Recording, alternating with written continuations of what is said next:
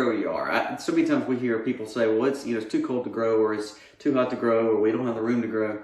We have to quit making excuses, even ourselves, because even though it's hard to grow, and even though it's time consuming. Yeah, it's time consuming. You might be doing something at 8 o'clock at night. But you have to do it. You have to take care of your family.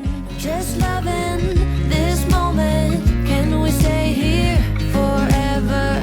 I'm loving. So we are still on a farm, but we're doing something a little different. We're actually going to try to start a podcast. So we got this cool little mic. I thought about getting those big headphones, but I thought that was kind of stupid. So we're going to have fun with it. We're going to see if we can talk about things like we do in the live and just kind of bounce ideas off y'all. We're going to do some premieres on these, so you tell us what you think about the podcast for sure. So what do you want to talk about today? We're kicking it off full swing garden season. We never really stopped, but we put it into a different gear as we get closer to spring. Yeah, so because we live in a warmer climate and our winters are a lot more mild, we're able to grow really 12 months out of the year. Yeah, and see, our bees kind of kick off now. Everything kind of kicks off now. So I saw our gobbler like chasing our ducks around earlier. So I don't know if that was a good thing. We may need to buy a hen for the gobbler. Yeah, we last year, one of the things that we did is we kind of downsized a few areas that we didn't feel like we were really benefiting a lot on our farm. And because we had so many turkeys and we really just didn't have a lot of time to process them, and turkeys are not something that we tend to eat just a lot of around here. Plus, they eat a lot of food. Right. They eat a lot for what we because they're so big. So like our fruits and our vegetables and things like that, we really kind of wanted to shift more on that last year.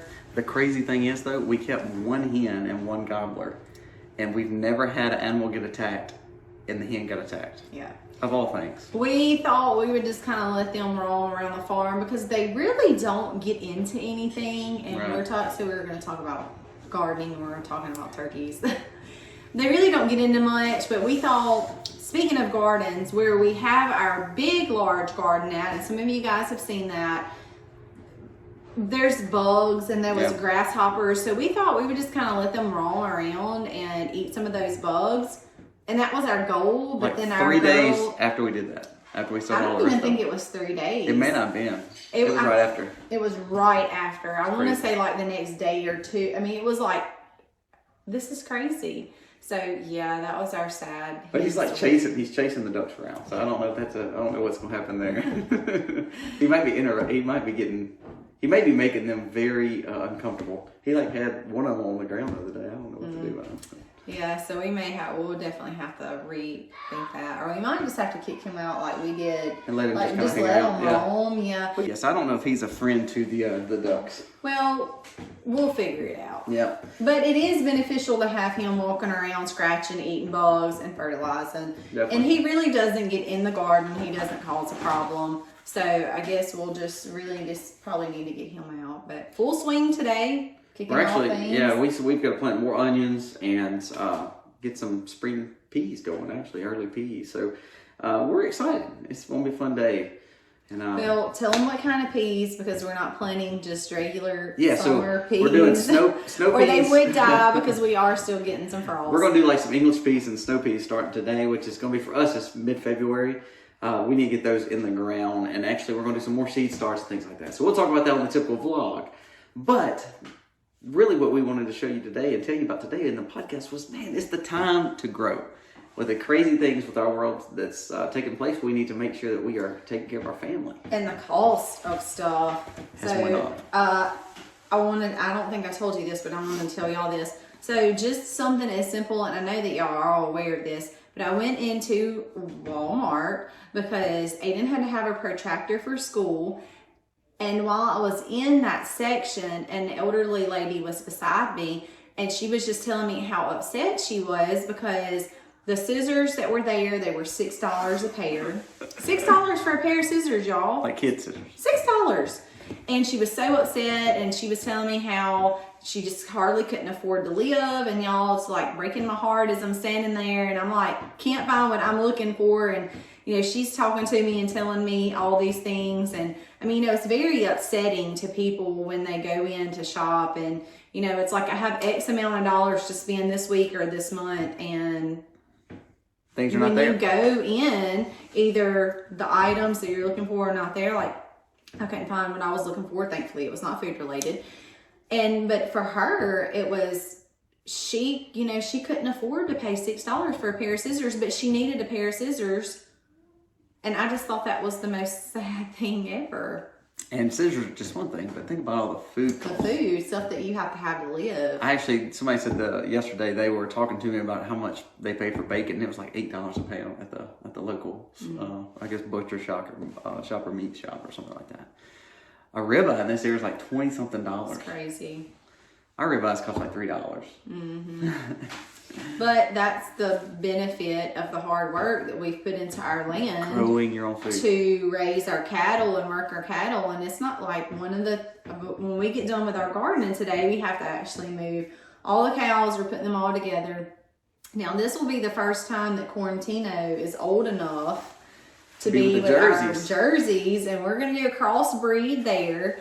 And whatever babies we get off of that, of course, will be freezer meat. Now, we have 4, let's see, Josie, Allie, Trixie, and Willow. So we have 4 dairy jerseys. We don't need that many, so we're going to have to figure that out as time progresses. Right. Which the 2 babies, Allie is getting older. And the 2 babies, by the time they're ready to breed, Allie will be about 7 or 8. So that makes sense. So, but the beauty of that is the rotation and the continuous life cycle, because it's constantly providing. And I feel like, and I've told some of y'all this before, I kind of feel like in the beginning, it's so hard to get started because you're forking money out for land, you're forking money out for fences, you're forking money out for supplies, you're forking money out for animals, you're forking money out to grow those animals up with feed or whatever you're doing. And still sustaining yourself in the grocery store, because while you're growing your beef, you're having to buy beef. And that was a very difficult time for us, because we felt like, we're raising meat birds, but until we get like our first set, we had to buy all the supplies, we had to buy the birds, we had to buy all the feed, and we were having to buy the chicken from the grocery store to get us by. So those were very difficult times. So it is nice though now to look back and see the hard work. Now we have, beef, lamb, chicken all in the freezer, and pork, and there's still some growing. Like we have Mr. X, then we have Uno growing, and then of course, like you said, have Quarantino breeding some animals, hopefully. Yeah, and the good thing about that continuous cycle is now is the time to set up. Now is the time to grow. You want to do those things now, because the more you put it off, the longer it's going to take for you to reap those benefits. And it was not an overnight thing for us. It took a long time. It's expensive to do anything. We know that, but it's getting more expensive. So for us, just like us not building the barn 2 years ago when we talked about it, now we still have no barn, and it's literally almost double the price. If not so, if you're interested in buying animals, or you're interested in growing gardens, this is the time, because seeds are not getting any cheaper. Soils and quality of soil is not getting any cheaper. Until you build your soil up, you have to buy soil. So, really, the time to grow, the time to process, the time to prep, whatever you're going to do, it's never time to put it off till tomorrow. So make sure you're really adding to your supplies that you have, but also you're trying to grow what you can in food-wise. And even if you're in a place where you don't have the land, think about container gardening. You have to grow where you are. Yeah, build small raised beds. We were even discussing a few weeks ago with someone about lumber and how the quality of lumber is just crap now. It is literally just junk. And we were discussing, which is something that we are probably going to be changing out pretty soon here, is a lot of our raised beds, they are literally just beginning to fall apart. They've been there, 5 or 6 years? And some more than that. But and now they're literally starting to fall apart because the wood is just junky compared to what it was, 50 years ago. So we were even talking about using like cinder blocks. That's a great idea. It was a great suggestion. So the sky really is the limit. I've even had people... there's a lady at our local nursery who says that she uses hats and old boots and anything that she can set out in her garden and put some soil in, and she grows out of it. And I think that is absolutely wonderful. You have to grow where you are. So many times we hear people say, well, it's too cold to grow, or it's too hot to grow, or we don't have the room to grow. We have to quit making excuses, even ourselves, because even though it's hard to grow, and even though it's Time consuming. Yeah, it's time consuming. You might be doing something at 8 o'clock at night. But you have to do it. You have to take care of your family. For us, with 6 kids, if we did not grow a lot of our own food, we couldn't afford it. We could not afford it. There's no way. Or we'd be eating out of, the cheapest junk you could buy at the store. Driving through fast food and feeding our kids basically food that's going to kill them. I don't know, man. Fast food, like someone the other day said they paid $10 for a burger. They said the other day they paid $10 for a burger. I can't tell you the last time we went through Wendy's, McDonald's, Burger King, Taco Bell. Like I don't think we've ever even ate Taco Bell since we've been married.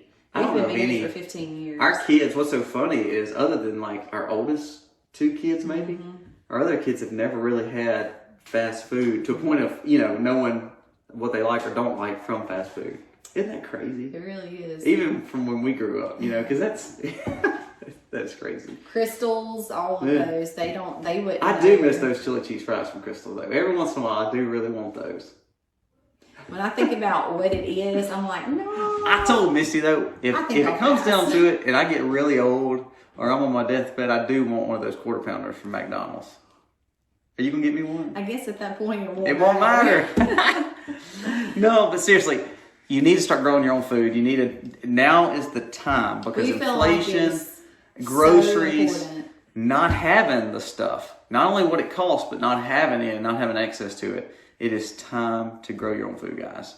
Make a commitment to yourself to do a little bit better. Every time we look at our plate and there's something more added to it, every time it makes you feel a little bit better about what you're eating because every aspect is ours. And there's a sense of pride of the work behind it. You're like, I grew that. I know what I grew. I know how I grew it. So you really don't know the satisfaction until you start eating the things that you're producing, which kind of comes up to what we always talk about. We always call it the 3 S's. So what's the first S? Do you remember?